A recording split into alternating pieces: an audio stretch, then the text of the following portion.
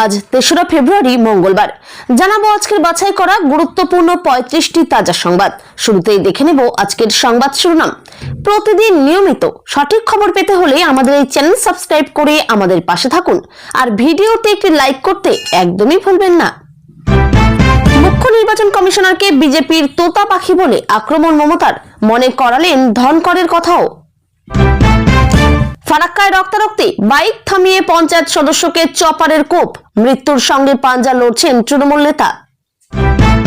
অন্তর্বর্তীকালীন বাজেট পেশের জন্য শুরু হচ্ছে সপ্তদশ বিধানসভার শেষ অধিবেশন। পুরোটাই নাটক, মৃত্যুর দায় মুখ্যমন্ত্রীরই। এসআইআর ইস্যুতে মমতার দিল্লি সফরকে নিশানা শুভেন্দুর। কোন লজিকে অভিযোগ করছেন? আপনার কথা কেন শুনবো? জ্ঞানেশের উত্তরেই বৈঠক বয়কট মমতার। বঙ্গভবনে চড়াও দিল্লি পুলিশ, সংসদে মোদী শাহের সামনে ধিক্কার স্লোগান কল্যাণের। অরেঞ্জ ইকোনমিতে জোর সীতারামনের, কি এই অর্থনীতি? জড়িয়ে কন্টেন্ট ক্রিয়েটরদের ভবিষ্যৎ। বাংলার শিল্পের শ্মশান হবে সোনার খনি, শুভেন্দুর বড় ঘোষণায় তোলপাড় রাজ্য। জেলায় এখনো ৬০,০০০ ভোটারের হিয়ারিং বাকি, দুদিনের মধ্যে শুনানি শেষ করার উদ্যোগ। আমরা এলেই দিল্লি ভয় পেয়ে যায়, এসআইআর এ ক্ষতিগ্রস্ত পরিবারের সঙ্গে দেখা করতে গিয়ে বিস্ফোরক মমতা। এআই দিয়ে হাজার হাজার নাম বাদ, এবার রহস্যময়ী সীমা খান্নাকে নিয়ে প্রশ্ন তুললেন মমতাও। নিলম্বিত হলেও বিধানসভার শেষ অধিবেশনে প্রাক্তন সতীর্থ বিধায়কদের পাশেই বসতে হবে ভরতপুরের বিধায়ক হুমায়ুনকে। মুখ্য নির্বাচন কমিশনারকে বিজেপির তোতা পাখি বলে আক্রমণ মমতার, মনে করালেন ধনকরের কথাও। মাধ্যমিক পরীক্ষার্থীর পাশে মানবিক পুলিশ, পরীক্ষা কেন্দ্রে পৌঁছে দেওয়া হলো ভুলে যাওয়া অ্যাডমিট কার্ড। মমতার নির্দেশেই ভোটারদের হয়রানি, বিস্ফোরক শুভেন্দু, চাইলেন আধিকারিকদের জেল। লোকসভায় তীব্র হট্টগোল, অপ্রকাশিত স্মৃতিকথার উদ্ধৃতি ঘিরে মুখোমুখি রাহুল, রাজনাথ ও শাহ। ইংরেজবাজারের জেলা স্কুলের এসআইআর শুনানি কেন্দ্রে তুমুল সংঘর্ষ, আহত একাধিক। কেন্দ্রীয় বাজেটে বাংলার প্রতি বঞ্চনা, রাজ্যসভার অধিবেশন থেকে ওয়াক আউট তৃণমূল সাংসদদের। মাধ্যমিক পরীক্ষা শুরুর মুখে বিস্ফোরণে কেঁপে উঠল স্কুল, শিক্ষক শিক্ষিকাদের চা তৈরি করতে গিয়ে দুর্ঘটনা। দুর্নীতির এই মামলায় শেখ হাসিনাকে 10 বছরের কারাদণ্ড দিল বাংলাদেশের আদালত। রং বদল, সাদা ছেড়ে গায়ে কালো চাদর চাপিয়ে এসআইআর ভুক্তভোগীদের নিয়ে কমিশনে মমতা। নয়াদিল্লিতে মুখ্যমন্ত্রী মমতা এসআইআর এ আক্রান্ত পরিবারগুলির সঙ্গে সাক্ষাৎ ও মত বিনিময় করলেন। বিরোধী দলগুলির কর্মসূচিতে শান্তি বজায় রাখতে সতর্ক থাকার নির্দেশ হাইকোর্টের। নাটকবাজি আনলিমিটেড, মমতা বনাম দিল্লি পুলিশ, বাম কংগ্রেসের সেটিং তত্ত্ব। এক ধাক্কায় লক্ষ্মীর ভান্ডার বাড়বে ১৮০০ টাকা, ভোটের আগে বাজেটে বড় চমক মমতার। জ্ঞানেশের দুর্ব্যবহার, নির্বাচন কমিশনারের বৈঠক বয়কট করে বেরিয়ে সরব মমতা। নির্মলার কাছে কি জানতে চাইলেন বিশ্বভারতীর পড়ুয়ারা, জবাবে কি বললেন অর্থমন্ত্রী। এসআইআর ইস্যুতে অহংকারী নির্বাচন কমিশন, মমতার নিশানায় জ্ঞানেশ কুমার। বৈঠক বয়কট করে জ্ঞানেশ কন্যার মেধা নিয়ে খোঁচা দিলেন মমতা। শুভেন্দু সহ বিরোধী দলের নেতাদের নিরাপত্তার দায়িত্ব নিতে হবে রাজ্যকে, স্পষ্ট নির্দেশ আদালতের। শুনানিতে যেতে না পারার চিন্তায় মৃত্যু বৃদ্ধার, অসুস্থতার কথা জেনেও বাড়ি গিয়ে শুনানি হয়নি, দাবি পরিবারের। মুখ্য নির্বাচন কমিশনারকে বিজেপির তোতা পাখি বলে আক্রমণ মমতার, মনে করালেন ধনকরের কথাও।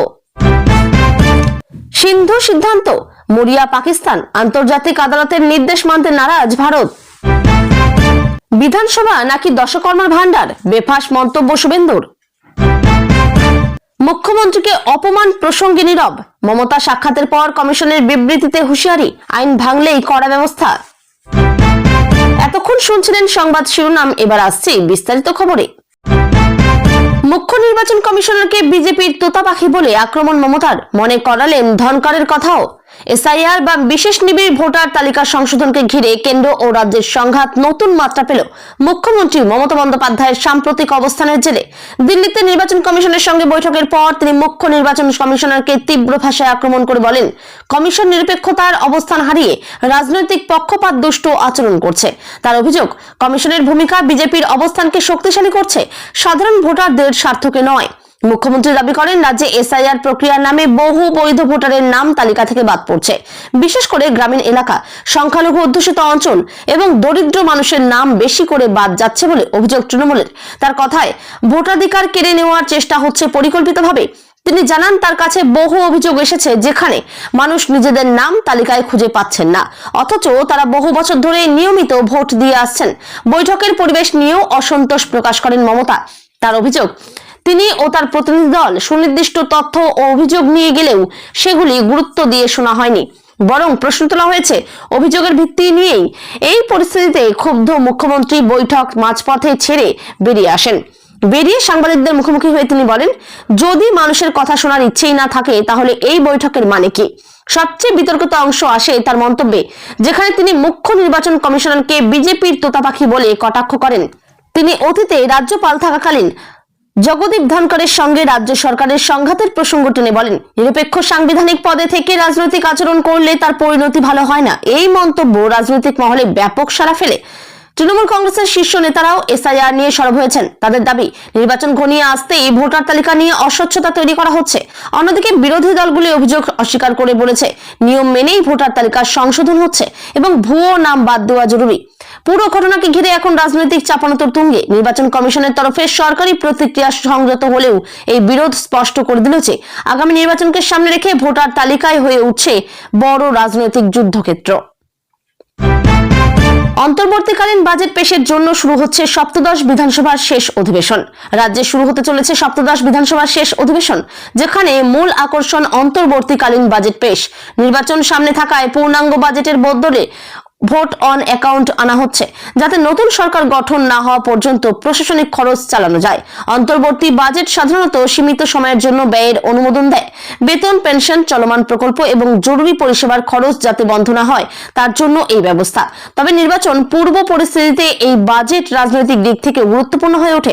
রাজ্য সরকার সূত্রে ইঙ্গিত, সামাজিক সুরক্ষা প্রকল্প, স্বাস্থ্য ও শিক্ষা খাতে বরাদ্দ জারি থাকবে। গ্রামীণ উন্নয়ন, অবকাঠামো ও কৃষি খাতেও ধারাবাহিকতা বজায় রাখার চেষ্টা থাকবে। যদিও বড় কোনো নতুন প্রকল্প ঘোষণার সম্ভাবনা কম, তবুও কিছু জনপ্রিয় প্রকল্পে অতিরিক্ত বরাদ্দের ইঙ্গিত মিলছে। বিরোধী দলগুলি ইতিমধ্যে সরব। তাদের অভিযোগ, অন্তর্বর্তী বাজেটকে নির্বাচনী প্রচারের হাতিয়ার করা হচ্ছে। রাজ্যের আর্থিক পরিস্থিতি নিয়ে প্রশ্ন তুলে তারা বলছে, রাজস্ব ঘাটতি ও ঋণের বোঝা বাড়ছে, অথচ সরকার জনপ্রিয় প্রকল্পে জোর দিচ্ছে।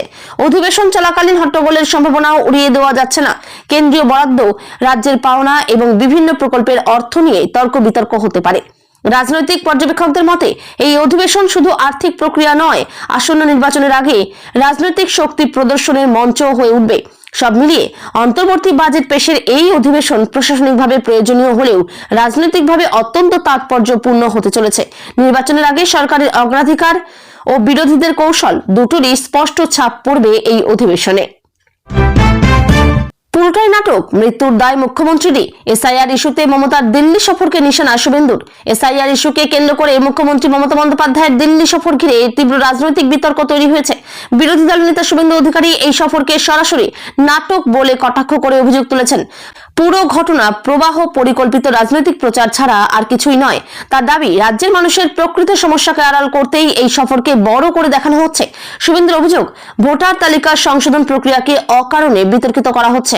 তিনি বলেন, নির্বাচন কমিশন নিয়ম মেনে কাজ করছে, অথচ রাজ্য সরকার ইচ্ছাকৃতভাবে বিভ্রান্তি ছড়াচ্ছে। তার কথায়, যারা বছরের পর বছর প্রশাসন চালাচ্ছে তারাই এখন হঠাৎ করে ভোটারদের নিয়ে এত উদ্বিগ্ন কেন? তিনি আরো বলেন, রাজ্যে প্রশাসনিক স্তরে যে বিশৃঙ্খলা ও দুর্নীতি রয়েছে সেগুলো থেকে নজর ঘোরাতেই এসআইআর কে ইস্যু বানানো হয়েছে। সবচেয়ে বিতর্কিত মন্তব্য করেন তিনি এক বৃদ্ধার মৃত্যুর প্রসঙ্গ টেনে। সম্প্রতি শোনা যায়, শুনানিতে হাজিরা দিতে না পারার মানসিক চাপে এক প্রবীণার মৃত্যু হয়েছে। এই অভিযোগকে সামনে এনে শুভেন্দু বলেন, মানুষকে ভয় দেখিয়ে বিভ্রান্ত করে মানসিক চাপ তৈরি করা হয়েছে, এর দায় রাজ্য সরকারের। তিনি দাবি করেন, মানুষকে ভুল তথ্য দিয়ে আতঙ্কিত করা হচ্ছে যাতে রাজনৈতিক সহানুভূতি তৈরি করা যায়। তিনি আরো অভিযোগ করেন, দিল্লিতে গিয়ে নির্বাচন কমিশনের বিরুদ্ধে আক্রমণ করা মানে সাংবিধানিক প্রতিষ্ঠানকে অসম্মান করা।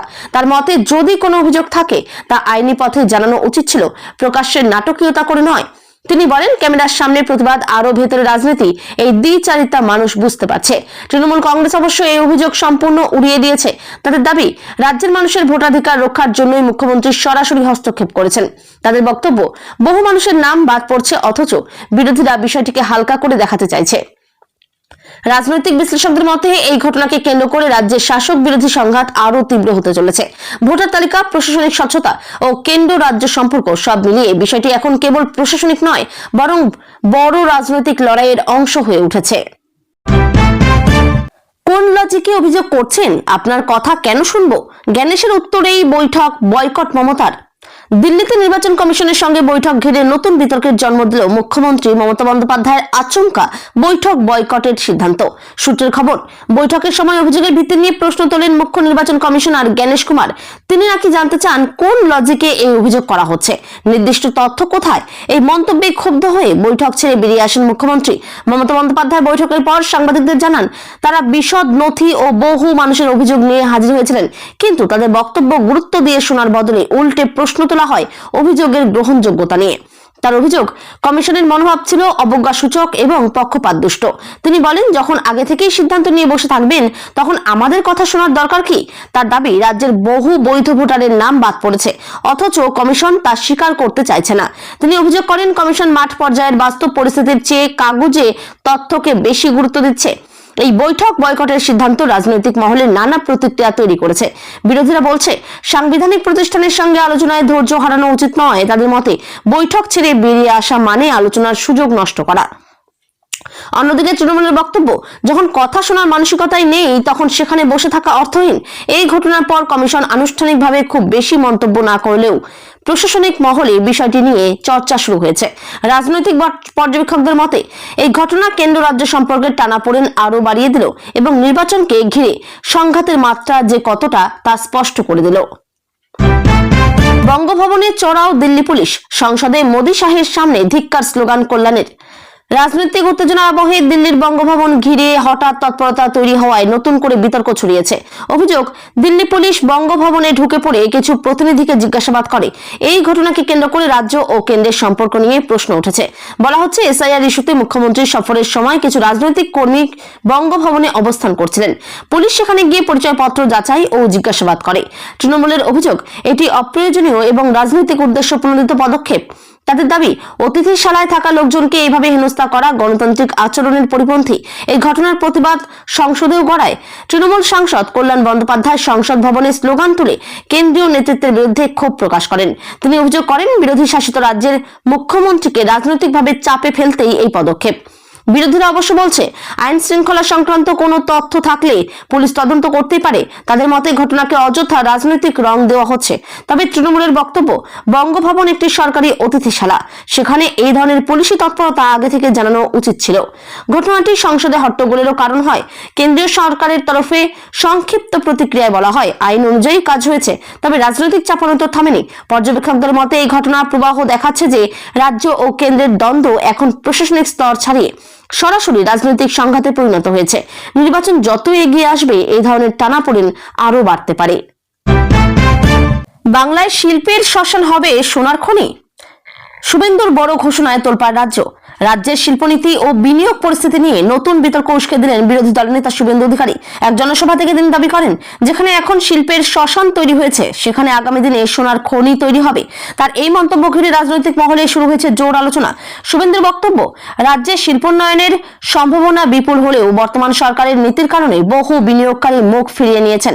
তিনি অভিযোগ করেন, শিল্পপতিদের জন্য অনিশ্চিত পরিবেশ, প্রশাসনিক জটিলতা এবং রাজনৈতিক হস্তক্ষেপের কারণে বড় প্রকল্পগুলি আটকে যাচ্ছে। তার দাবি, সরকার বদল হলে শিল্পবান্ধব পরিবেশ তৈরি করা হবে এবং নতুন বিনিয়োগ আনতে বিশেষ নীতি নেওয়া হবে। তিনি আরো বলেন, কর্মসংস্থানের অভাবে বহু তরুণ রাজ্য ছেড়ে অন্যত্র পাড়ি দিচ্ছেন। এই পরিস্থিতি বদলাতে শিল্পায়নই একমাত্র পথ বলে মত তার।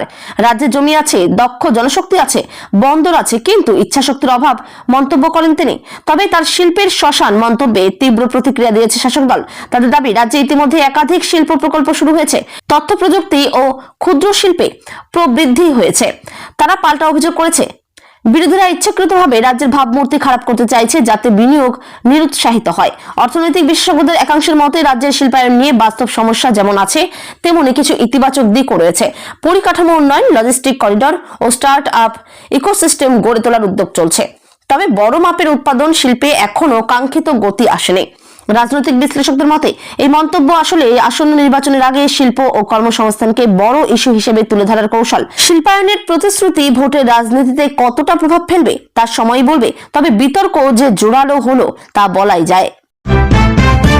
জেলায় এখনো 60,000 ভোটারের হিয়ারিং বাকি। দুদিনের মধ্যে শুনানি শেষ করার উদ্যোগ। এসআইআর প্রক্রিয়া নিয়ে জেলায় প্রশাসনিক চাপ বাড়ছে। সূত্রের খবর, এক জেলাতেই এখনো প্রায় 60,000 ভোটারের শুনানি বাকি রয়েছে। নির্ধারিত সময়সীমার মধ্যে এই প্রক্রিয়া শেষ করতে প্রশাসন এখন জোর তৎপরতা শুরু করেছে। জানা গেছে, যেসব ভোটারের নথি নিয়ে প্রশ্ন উঠেছে বা নাম বাদ পড়ার আশঙ্কা রয়েছে তাদের শুনানির জন্য ডাকা হয়েছে। কিন্তু নির্দিষ্ট সময়ে হাজিরা দিতে না পারা, তথ্যের ঘাটতি এবং দূরবর্তী এলাকার সমস্যা মিলিয়ে বিপুল সংখ্যক আবেদন এখনো নিষ্পত্তির অপেক্ষায়। ফলে শেষ মুহূর্তে শুনানির চাপ বহুগুণ বেড়েছে। প্রশাসনের তরফে অতিরিক্ত ক্যাম্প, বাড়তি কর্মী এবং বিশেষ শুনানি কেন্দ্র চালু করা হয়েছে। কর্মকর্তারা জানাচ্ছেন, সকাল থেকে রাত পর্যন্ত কাজ চলছে যাতে নির্দিষ্ট সময়ের মধ্যে সব আবেদন খতিয়ে দেখা যায়। অনেক জায়গায় সপ্তাহান্তেও শুনানি নেওয়ার ব্যবস্থা করা হয়েছে।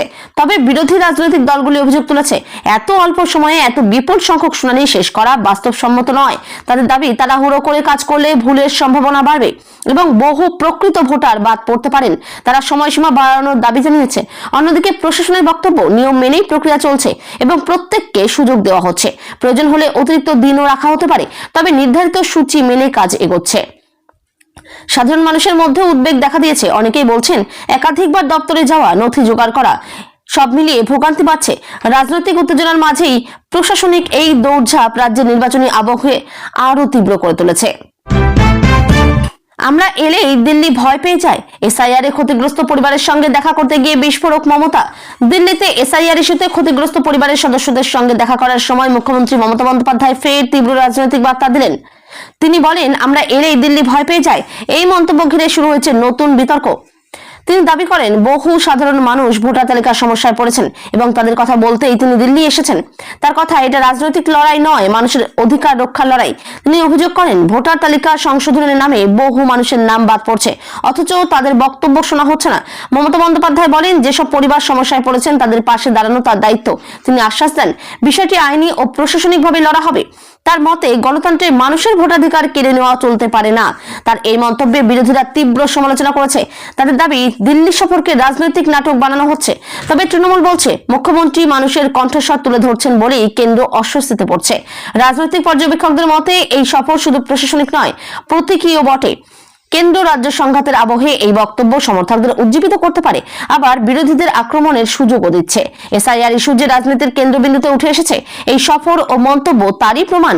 এবং নির্বাচন যত এগোবে এই ইস্যু আরো তীব্র হতে পারে।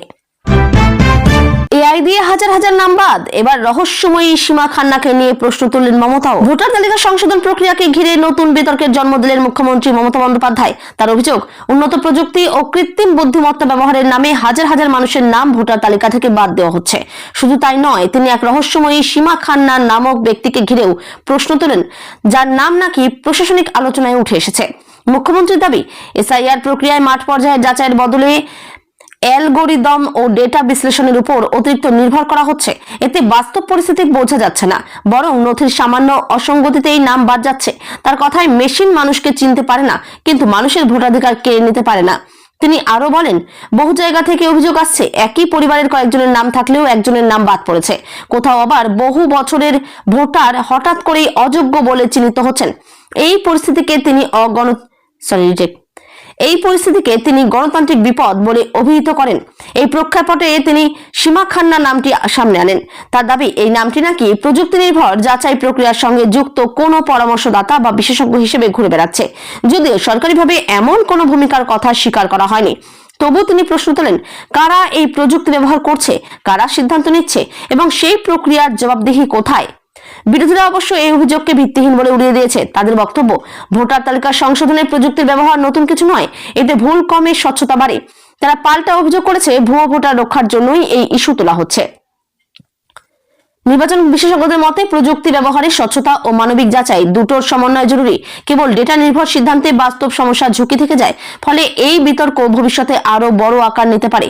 সব মিলিয়ে এআই দিয়ে নামবাদ অভিযোগ এবং সীমাখান্না প্রসঙ্গ ভোট রাজনীতিতে নতুন রহস্য ও উত্তেজনা যোগ করল। নির্বাচন যত এগোবে প্রযুক্তির ভূমিকা নিয়েই আরো প্রশ্ন উঠতে পারে।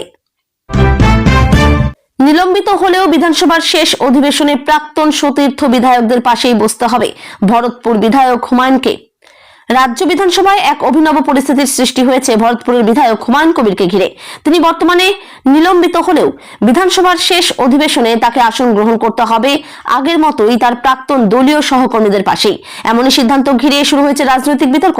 বিধানসভা সূত্রে জানা গেছে, আসন বিন্যাস সাধারণত নির্দিষ্ট নিয়ম মেনে করা হয় এবং তা হঠাৎ করে বদলানো যায় না। ফলে সদস্য নিলম্বিত হলেও তার আসন পরিবর্তনের বিধান নেই। এই নিয়মই এখন আলোচনার কেন্দ্রে। হুমায়ুন কবিরের রাজনৈতিক অবস্থান পরিবর্তন ও দলীয় শৃঙ্খলা ভঙ্গের অভিযোগে তাকে নিলম্বিত করা হয়েছিল। এরপর থেকেই তিনি রাজনৈতিকভাবে বিতর্কিত মুখ। ফলে তার পুরনো আসনে বসা নিয়ে শাসক ও বিরোধী দুই শিবিরেই অস্বস্তি তৈরি হয়েছে। বিরোধীরা বলছে এটি বিধানসভার নিয়মের বিষয়, এতে রাজনৈতিক রং দেওয়ার কিছু নেই। কিন্তু শাসক দলের একাংশের মতে, যিনি দল বিরোধী অবস্থান নিয়েছেন তার পুরনো সহকর্মীদের পাশে বসা অস্বস্তিকর পরিস্থিতি তৈরি করতে পারে। সংসদীয় বিশেষজ্ঞদের মতে, বিধানসভায় আসন বিন্যাস কেবল রাজনৈতিক পরিচয়ের উপর নির্ভর করে না, বরং বিধি ও রাজনীতির উপর ভিত্তি করে স্থির হয়। তাই এই পরিস্থিতি আইনি ও প্রক্রিয়াগতভাবে অস্বাভাবিক নয়। তবে রাজনৈতিকভাবে বিষয়টি তাৎপর্যপূর্ণ। শেষ অধিবেশন, নির্বাচন আসন্ন, আর তার মধ্যেই এমন প্রতীকী পরিস্থিতি যা রাজনৈতিক বার্তা বহন করতে পারে। কেউ দেখছেন এটিকে নিয়মের স্বাভাবিক প্রয়োগ হিসেবে, কেউ দেখছেন রাজনৈতিক নাটকীয়তার অংশ হিসেবে। সব মিলিয়ে হুমায়ুন কবিরকে ঘিরে এই আসন বিতর্ক বিধানসভার শেষ অধিবেশনেও রাজনৈতিক উত্তাপ বাড়িয়ে দিল।